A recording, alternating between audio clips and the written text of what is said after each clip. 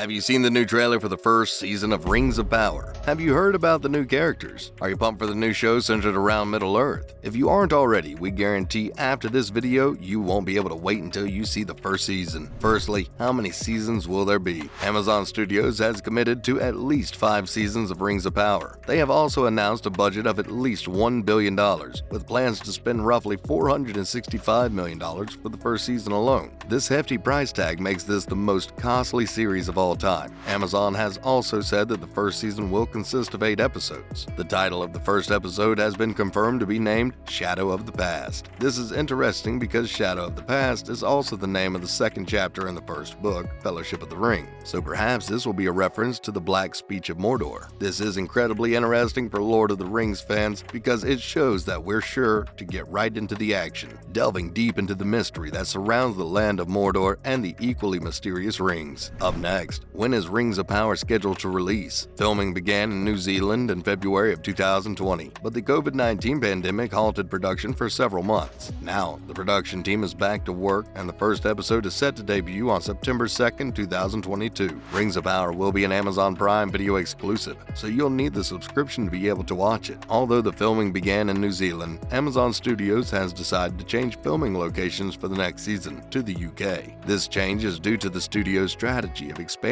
its production footprint and investing in studio space in the UK. When Todd McClay, the National Party spokesman on economic development, was asked about Amazon leaving New Zealand, he claimed it was actually due to something else. Stuart Nash has shown a lack of interest in negotiating with Amazon, despite the huge impact the production could have on our economy. Stuart Nash needs to be transparent with Kiwis about why he didn't even ask for future seasons of the show to be filmed in New Zealand. So according to McClay, Amazon may not be telling us the full story. Let's answer another question. Why is Amazon Prime making the series? This series is a tough one because Lord of the Rings fans are some of the most dedicated people in the world. They know their stories and they want them told correctly. So why did Amazon Prime take on the tough task of running such a specific series? Amazon predicts that it will be one of their top hits of the year and get them into the HBO, Disney Plus, and Netflix conversation. These companies have dominated the film industry recently. Their hit shows such as The Mandalorian, Stranger Things, and Game of Thrones took these companies to the next level. Amazon wants to be viewed at the top of the TV series genre. What better way than to pull back the Lord of the Rings saga by J.R.R. Tolkien? It wasn't easy to get the rights to the show either. It estimated that the company paid around $250 million in 2017 just for permission to begin work on the show. This leads us to believe 2 things. First, Amazon believes it will be incredible. Second, the amount of money they will make on it will vastly outweigh the cost. There will be a cost too, as the character count keeps increasing. Let's keep going. What are some of those characters that we have seen before? While there are many new characters that we want to show you, here are some of our returning characters that will hopefully make a big splash in Middle-earth. Morfydd Clark is taking the role of a younger Galadriel. The elf queen that many know from the original films will be a stalwart character in the show. We're happy to see this character again. Next we have Robert Aramayo playing Elrond, another character from the books and the movies. We assumed that this would be his character before he becomes the legendary ruler of Rivendell, but that remains to be seen. We also get to see Maxim Balduri as Isildur. He will play the incredible character who is doomed to fall in love with the ultimate Ring of Power. There is much interest here, especially with the cutting of an important tree, the Isildur's interaction with the Ring of Power. Finally, we have the big one, Anson Boone playing Sauron. The mystery around the Dark Lord is not fully explained in the movies. There are so many ways the screenwriters could make him an incredible villain. We can't wait to see more about his origin story in this show. Moving on, characters that are completely new for the show. Here's what you've been waiting for. Here's some of the characters that we haven't seen or heard from in previous Middle-earth sagas. While we don't actually meet the character of Durin in The Hobbit or the Lord of the Rings series, much is made of him. He becomes the leader of the dwarves that live in the mines of Moria that eventually fall prey to the orcs. Next up, we have Princess Disa, played by Sophia Nombet.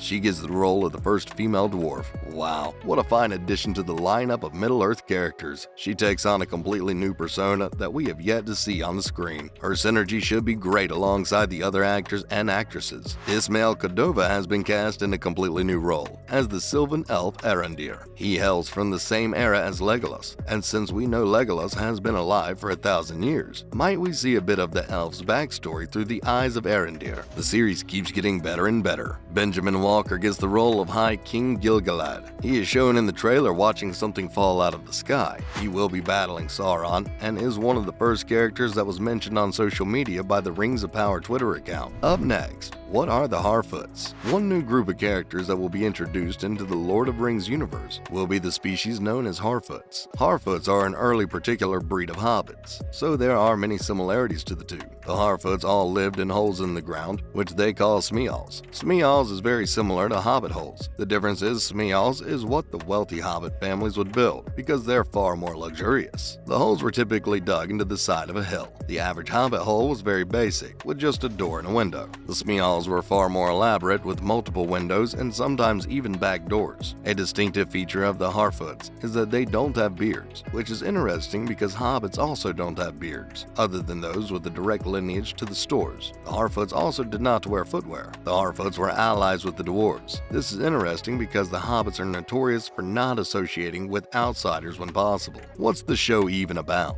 Now you might be wondering what the new show is all about, and if you aren't familiar with the Hobbit or Lord of the Rings series, we recommend you watch those first. The background of the show is set thousands of years before the Hobbit, as we see how the Rings of Power were formed by the Dark Lord Sauron. Now you might ask why these rings are even important, which is a great question. You should go watch the Lord of the Rings movies, which will give you some backstory, but if you don't have 9 hours of time to spend on it, here's a little snippet of what's going on. Sauron wants to destroy the elves and the men, but he is outmatched and outgunned. He needs a way to get them to agree to serve him, so he forges 9 rings to give to the rulers. But these rings actually have secret powers that bind the wearer and force them to serve Sauron. There is so much more that goes into this world, but that's a good place to start. If you are a die-hard Lord of the Rings fan, you know that the character development and storylines that we get to see here could completely change the Middle-earth universe. Finally, this series will depict the fall of the Kingdom of Numenor and Sauron's ultimate rise to power. Are you excited yet? If you aren't, you must not be a true fan of Middle-earth. What will happen to the elves in Numenor? How will the Rings of Power be formed? Will we get to see the origin of the Witch King? We will have to wait till September to find out. Don't forget to like and subscribe to our channel for more content like this.